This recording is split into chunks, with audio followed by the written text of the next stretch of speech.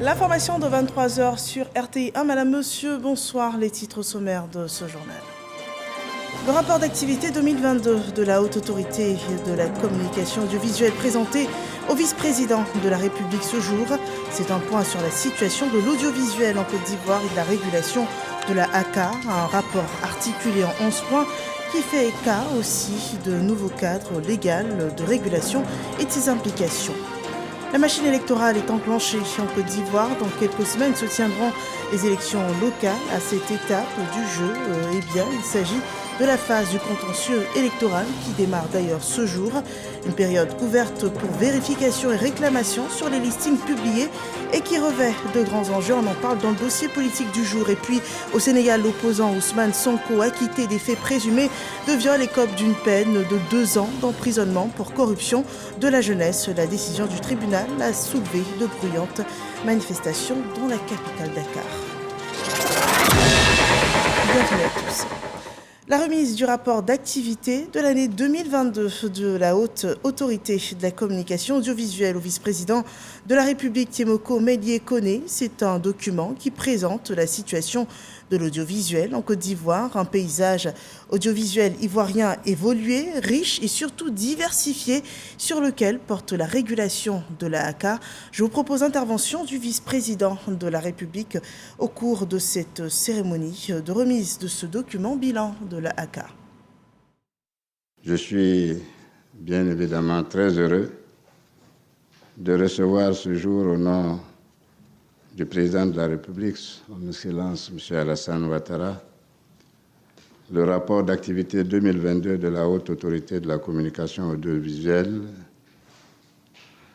à l'occasion de cette cérémonie solennelle.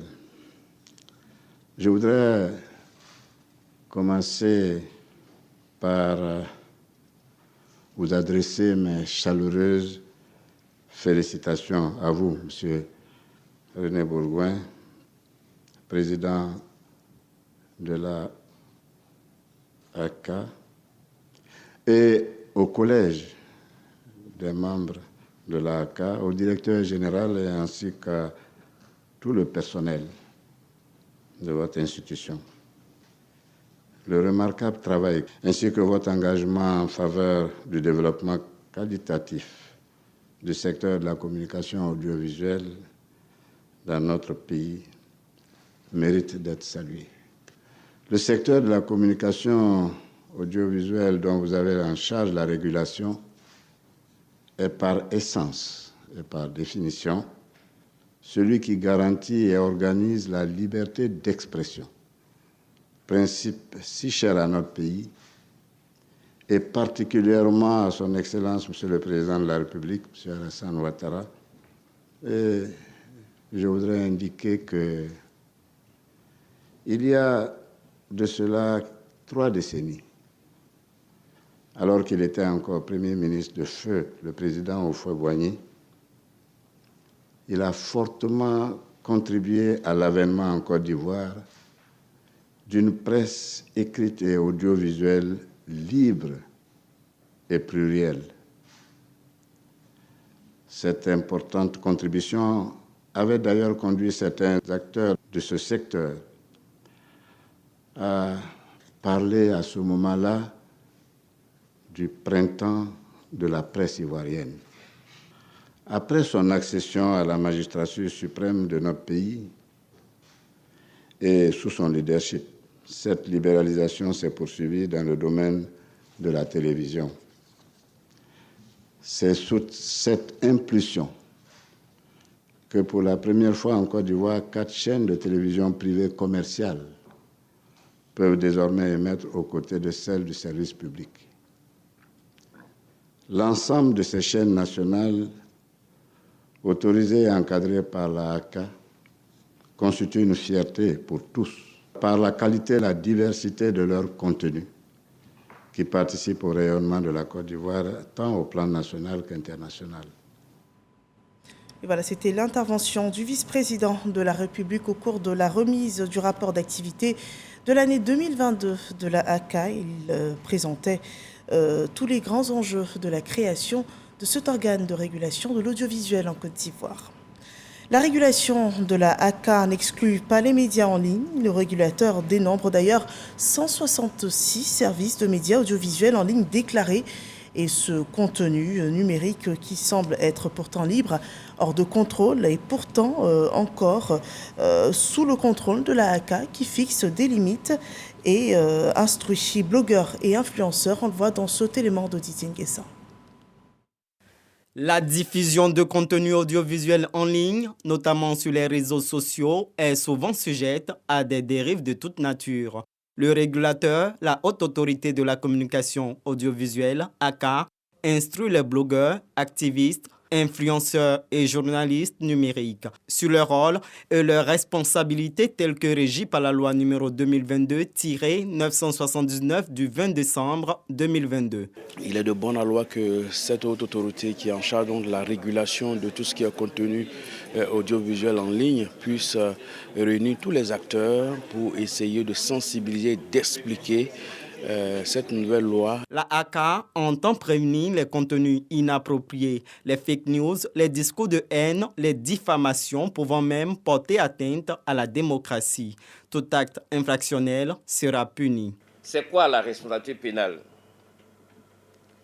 C'est l'obligation légale de répondre de ces actes infractionnels en subissant la rigueur de la loi pénale. Elle peut être une peine d'emprisonnement, comme elle peut être une peine d'amende. Donc, quand c'est l'emprisonnement, on est bien d'accord que la personne perd sa liberté.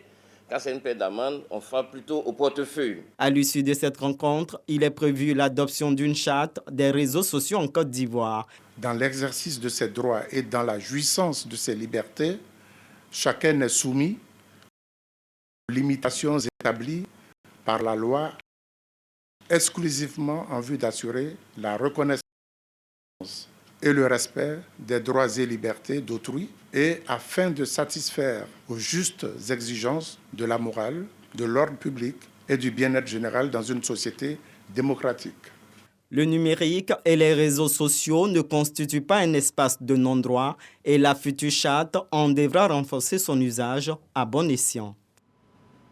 Et cette information, la forte pluie qui s'est abattue ce 1er juin sur la ville d'Abidjan a causé des dégâts matériels au sein de Fraternité Matin à Adjamé où 220 logements. L'imprimerie totalement inondée, les équipements d'impression et les archives sont sous les eaux. Les sapeurs-pompiers militaires sont présents sur les lieux pour l'évacuation de l'eau. Et pour l'heure, l'imprimerie du quotidien Fraternité Matin est immobile.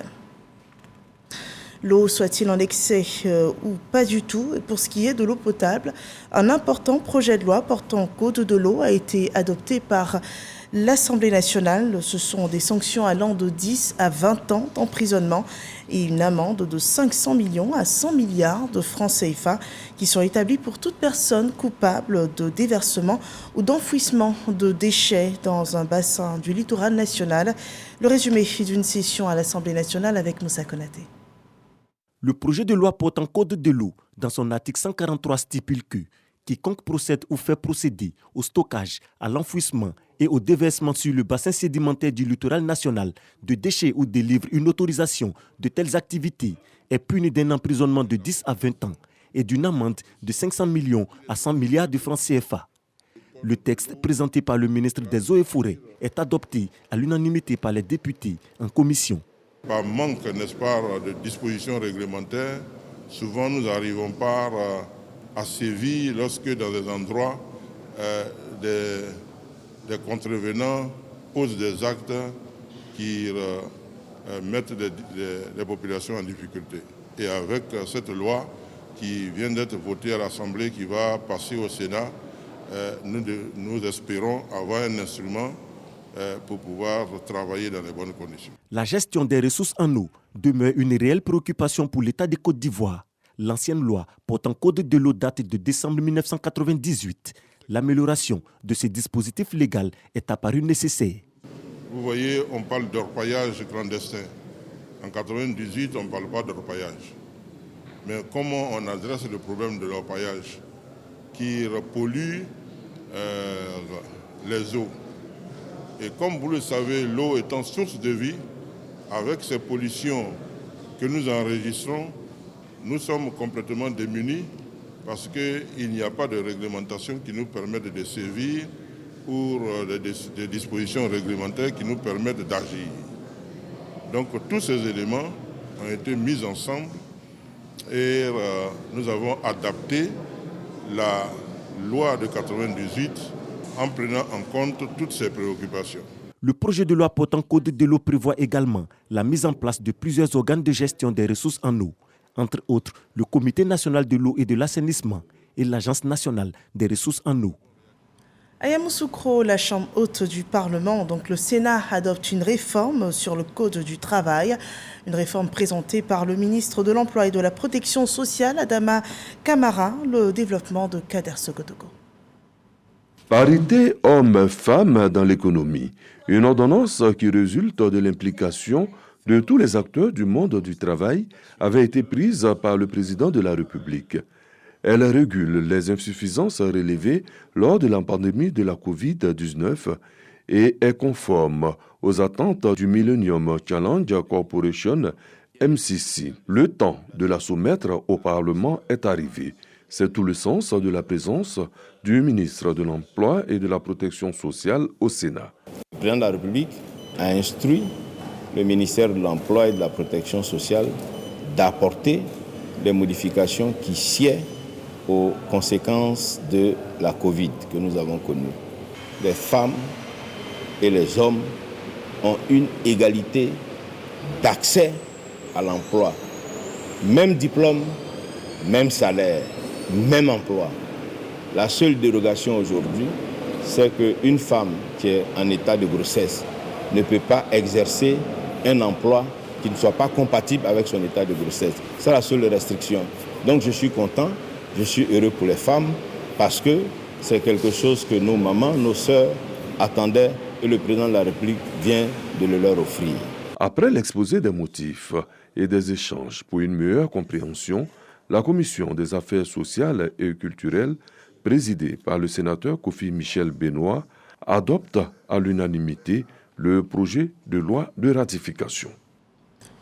Sur l'exécution du programme jeunesse gouvernement sur les années 2023-2025, le volet formation insertion professionnelle enregistre un partenariat entre le ministère et l'entreprise Palmsi.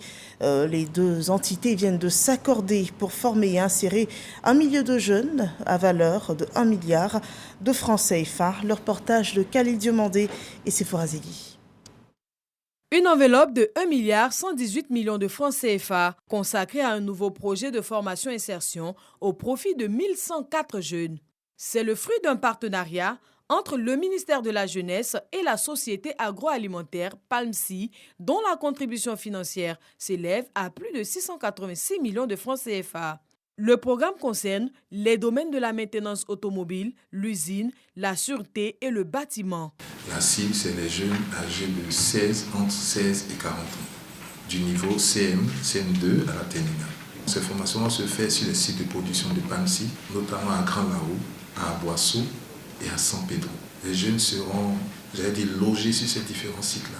Oui, nous souhaitons le réaliser en collaboration avec le ministère de la Jeunesse. Nous souhaitons apporter ce souffle nouveau-là à la jeunesse de Côte d'Ivoire. Aider un jeune en détresse, c'est bien.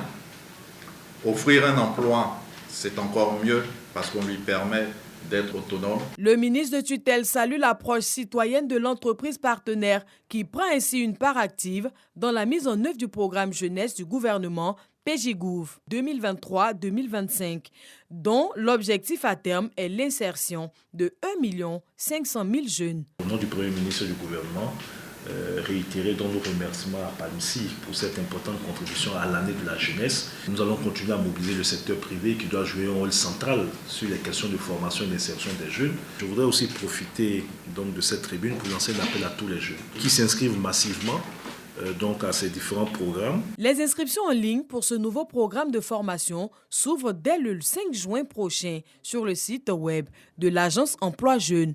Elles s'achèveront le 19 juin prochain. Le démarrage des formations est prévu le 3 juillet 2023. Un autre partenariat pour la Côte d'Ivoire, cette fois-ci, il a pour objectif l'autonomisation du pays pour ce qui concerne la production du lait et des dérivés à 83%. Le ministère des Ressources animales et halieutiques s'est donc accordé avec l'entreprise Freeland Campina, une entreprise hollandaise spécialisée donc dans la production du lait et des produits dérivés, suivant ce rapport de Dangui Dangui. Le lait ne coule pas en Côte d'Ivoire. La production nationale est estimée à seulement 34 109 tonnes équivalent lait, alors que le besoin national, lui, s'élève à environ 179 000 tonnes équivalent lait.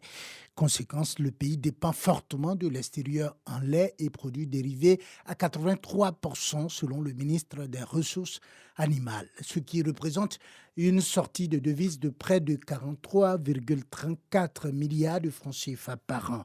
C'est pour réduire la dépendance de la Côte d'Ivoire en lait et produits dérivés que le ministère des Ressources animales et halieutiques a signé un protocole d'accord avec Freeland Campina, un groupe hollandais spécialisé dans la production du lait et des produits dérivés. Ce programme va mobiliser à travers des échanges de bonnes pratiques, aussi bien au niveau des fermiers laitiers, du personnel d'encadrement du ministère, des universités, qui sont de façon ultime les praticiens de ce secteur laitier en Côte d'Ivoire. Cette tâche est longue et ardue. Il nous faudra faire preuve de beaucoup de rapidité, en même temps que de patience, pour réaliser cette vision à long terme. En signant cette convention, Freeland Campina et mon département ministériel confirment que le combat pour la sécurité alimentaire et l'amélioration des revenus des acteurs de la filière lait continue. Et c'est ensemble que nous engrangerons en tout cas des résultats importants pour l'intérêt de tous. Ce groupe est une coopérative laitière de plus de 20 000 agriculteurs membres qui se répartissent entre le Pays-Bas, l'Allemagne et la Belgique. Et information à l'échelle régionale, la présentation de 17 nouveaux administrateurs certifiés, parmi lesquels 5 femmes. Ils sont issus de l'Institut national des administrateurs de Côte d'Ivoire. Ils ont pour objectif donc d'optimiser par leur présence au sein des conseils d'administration, œuvrer à leur performance, la performance donc de ces administrations et également la pérennité des entreprises. Le rapport sur la cérémonie de présentation de ces nouveaux administrateurs avec Léon Brand. Ces diplômes qu'ils reçoivent les certifient au plus haut standard dans le respect des valeurs d'excellence, d'éthique, d'équité, d'intégrité et de redevabilité. Ces 17 hauts cadres, dont 5 femmes, deviennent ainsi des administrateurs de société dans l'espace UEMOA après validation de l'examen de clôture des 6 mois de formation à l'Institut national des administrateurs de Côte d'Ivoire, en abrégé INADSI. Pas un seul module ne nous a épargné les termes gouvernance et surtout bonne gouvernance. Tâchez de vous dire que vous portez surtout la responsabilité d'honorer ce certificat très distingué. Concrètement, ces diplômés sont rompus aux bonnes pratiques en matière de gestion et de gouvernance d'entreprise. Au sein donc d'un conseil d'administration, ils constituent en amont des sentinelles de la bonne gouvernance et de la lutte contre la corruption pour ainsi optimiser la performance et la pérennité des sociétés. Nous mesurons tous l'importance de la formation visant à créer un vivier de hauts cadres certifiés. À ce titre, le programme de l'INADSI mérite d'être soutenu et encouragé. La professionnalisation du métier d'administrateur est en effet une réelle opportunité de renforcer et de traduire en actes la volonté du président de la République de faire donc de la triptyque bonne gouvernance, lutte contre la corruption et intégrité un des piliers clés de l'activité gouvernementale. Ces 17 nouveaux administrateurs certifiés de sociétés de la zone UEMOA forment la deuxième promotion de l'Institut national des administrateurs de Côte d'Ivoire, une promotion baptisée Ahmed Cissé, du nom du président de la Confédération générale des entreprises de Côte d'Ivoire. La bonne gouvernance implique et induit d'ailleurs la sécurité. Et sur ce point, la coopération entre la Côte d'Ivoire et les États-Unis d'Amérique joue un grand rôle. L'ambassadeur des États-Unis ici en Côte d'Ivoire assure consolider davantage cette collaboration pour le renforcement de la quiétude des populations. Le reportage de Walter Amadou Ouattara.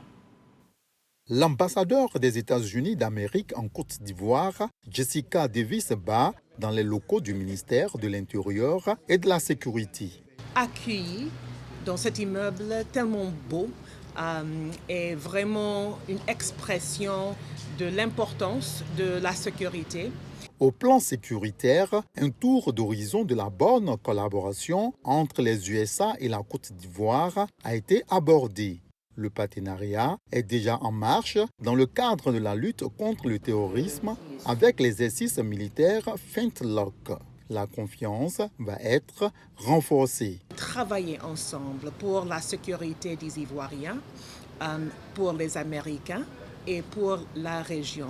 Et donc, on a vraiment pu échanger sur ce partenariat, cette confiance et que tout ce que nous avons déjà fait et que tout ce que nous allons faire ensemble. J'ai donné l'exemple de la police de proximité. Nous sommes en train de travailler avec le ministre pour voir comment on peut encourager les autres pays dans la région pour élargir ce modèle. L'hôte du jour affirme être marqué par la vision du ministre Wagondo Diomandé pour qui la question de la sécurité n'est pas de prime abord axée sur l'armement excessif, mais sur la valorisation de la parfaite complicité population-police nationale. Des échanges d'expériences et de formations de façon bilatérale sont annoncés.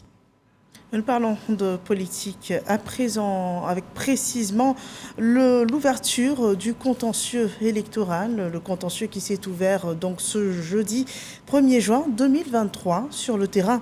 Comme on le voit en image, nos équipes dans l'un des centres du plateau, les commissions locales sont déjà sur place pour accueillir tous les requérants. Pas d'affluence pour ce premier jour. L'opération s'est déroulée timidement avec quelques rares personnes trouvées sur les lieux qui ne fait que commencer. Et donc pour la CEI, c'est une phase de réclamation et du contentieux qui durera donc 10 jours pour la CEI. Elle est d'une grande importance pour une liste électorale crédible. L'institution invite donc les populations ivoiriennes sur tout le territoire qui ont des observations et réclamations à participer à cette opération. Et pour plus d'informations sur les enjeux et l'importance donc de cette phase de ce processus électoral, je vous propose le dossier politique qui a été réalisé ce soir par Sidonie Davila.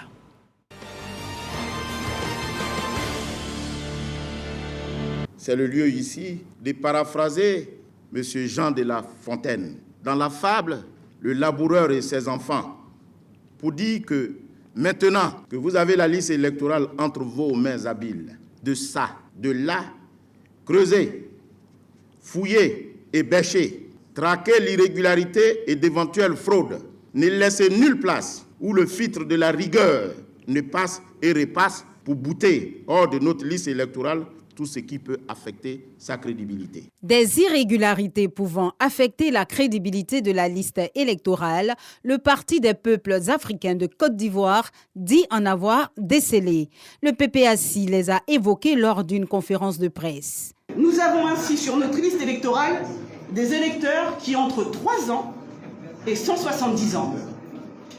Nous avons pu constater la présence sur la liste électorale de notre illustre Bernard Dadier, décédé il y a pourtant 4 ans. La phase des réclamations et du contentieux démarre ce 1er juin pour s'achever le 10 juin prochain. Pour la CEI, elle est l'occasion de prendre en compte toutes les observations et autres requêtes qui pourraient être faites sur la liste électorale provisoire. Nous affichons la liste, ou bien vous avez consulté la liste en ligne par SMS, vous vous rendez compte que vous n'y êtes pas, ou bien qu'il y a des erreurs, vous venez faire une réclamation. 3 types de réclamations. Réclamation en inscription, et là je voudrais préciser que pour cette réclamation, c'est pour les personnes dûment enrôlées qui sont venues se faire recenser et qui ne se retrouvent pas sur la liste, avec le récépissé d'inscription. Autre objet de réclamation, c'est vous vous rendez compte sur la liste, après l'avoir consulté, il y a une personne qui figure qui n'a pas le droit, selon vous, d'y figurer. Soit parce qu'elle est déchue de ses droits civiques et politiques, soit parce qu'elle est radiée. Vous venez faire une réclamation en radiation.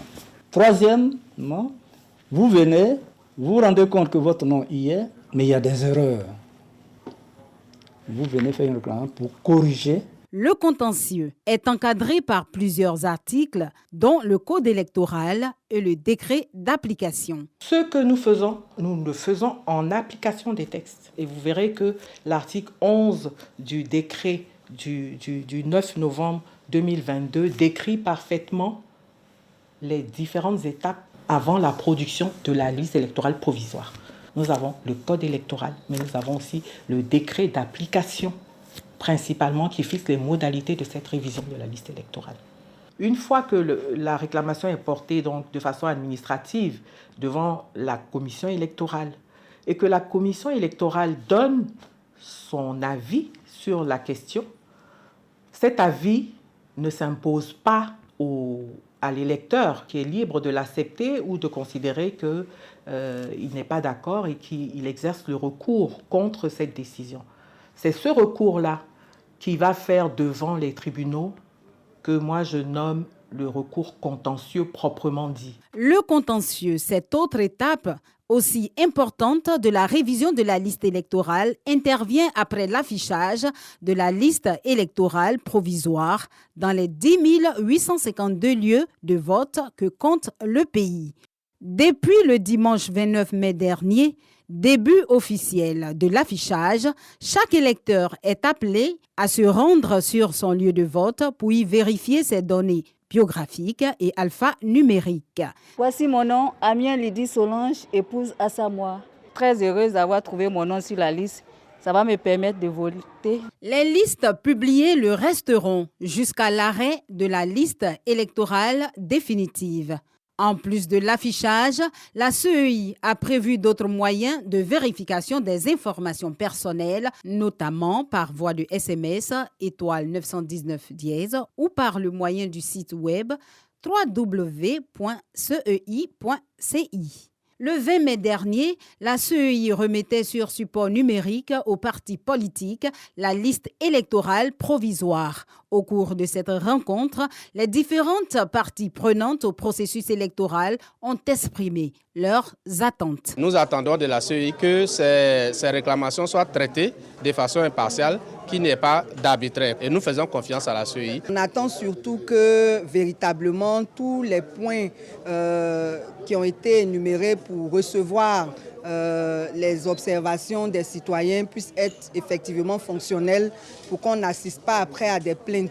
Que cette phase-là se déroule très bien pour que les élections à venir se passent dans un esprit paisible. Avec les différents acteurs au processus électoral, le président de la CEI s'est voulu rassurant. L'objectif légitime de tous nos efforts communs et individuels est de produire une liste propre et crédible. Le but final de cette détermination de nous tous est de contribuer à créer un processus électoral transparent et fiable.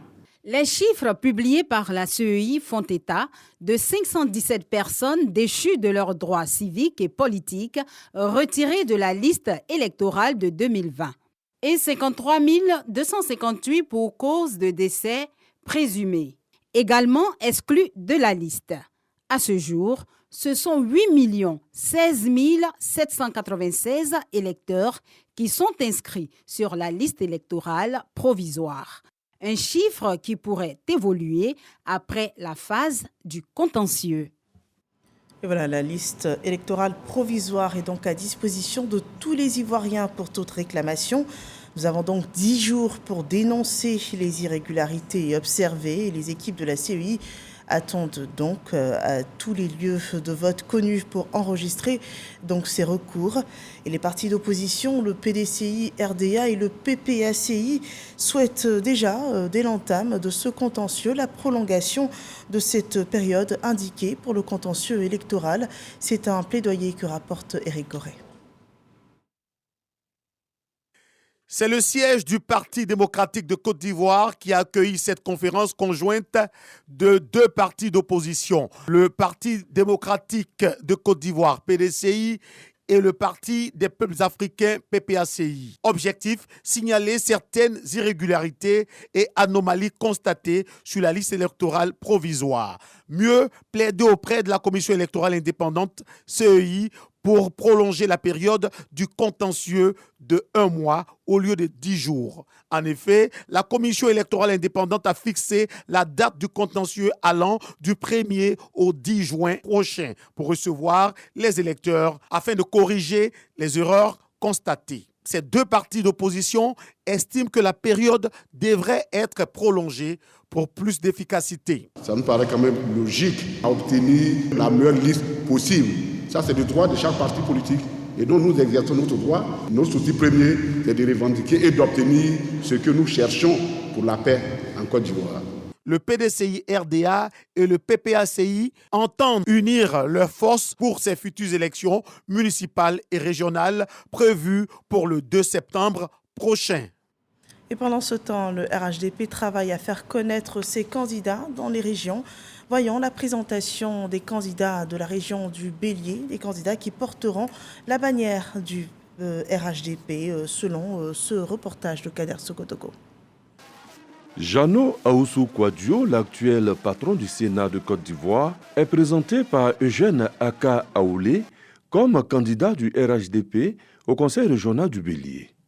L'annonce a été faite aux militants sortis en grand nombre à Toumoudi.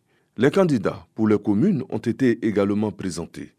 Toumoudi avec Théodore Nyamien Kounayao, Kokumbo, Faustin Kwame Noël, Tébissou, Germain Ndri, Ernest Ibrahima Diallo à Djekano, Kazmi Yao Boré à Tiendekro et l'ex-secrétaire d'État Brice Kwasi lui rempile à Didievi.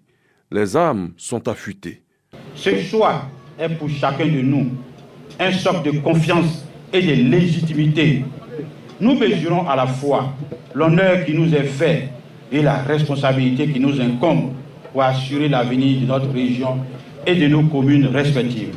C'est donc à ce titre que je suis particulièrement heureux de porter les couleurs du RHDP pour le bonheur des populations de la région du Bélier. Aller partout pour annoncer que moi, Aoussou, je suis candidat pour bien faire et candidat pour gagner, pour que la population de cette région puisse en bénéficier. Eugène Akaoulé, le chef de mission, sonne la remobilisation du RHDP dans la région du Bélier. Braves militants et militantes, l'heure de la mobilisation a donc sonné, l'heure de la victoire également.